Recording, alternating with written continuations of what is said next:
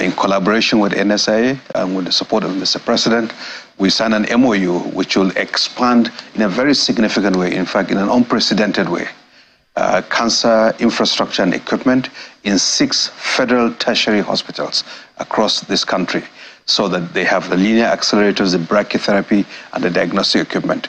Believe you me, there are times where there's only one linear accelerator functioning in this country. You have to travel from one part of the country to the other.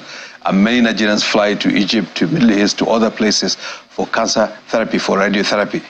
Now we're going to solve it with the MOU that we signed with the NSIA, with the approval of the President, to go directly to the OEMs, the original equipment manufacturers, to secure those critical equipment, to build, to embed them within the hospital infrastructures, alongside the training of the personnel and maintenance arrangements for those cancer therapy equipment, so that over time, Nigerians can be able to access those services that they need in the event that they have cancers.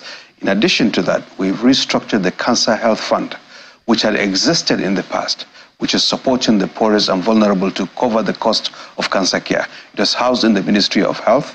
It has been there for some time. We restructured it, transferred it to the Nigerian Institute for Cancer Research and Treatment, NICRAT, so that we provide a safety net for the poor Nigerians who cannot afford the high cost of cancer care in this country. This effort is to reposition the Cancer Health Fund so that for the vulnerable groups, through the hospital where they are diagnosed and they are prescribed the medications to deal with their cancers or the therapies that they need, the payment for that can be subsidized using a pool of public resources, but based on need.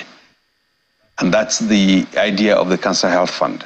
And that is now transferred to NICRAT, and I believe that we will expand that over time. Within 18 to 24 months, the facilities will have been completed, equipment on ground, people trained, and the maintenance agreements in place, because the bunkers have to be built, the equipment has to be, they're not sitting on the shelf, but you have to commit. And that's why we went through NSIA, because there's an existing procurement process and contract with these manufacturers to say, look, let's just do it.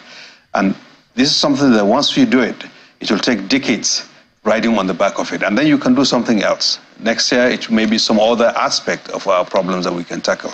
But there's no amount of money that can equate to the life of someone who suffers from cancer.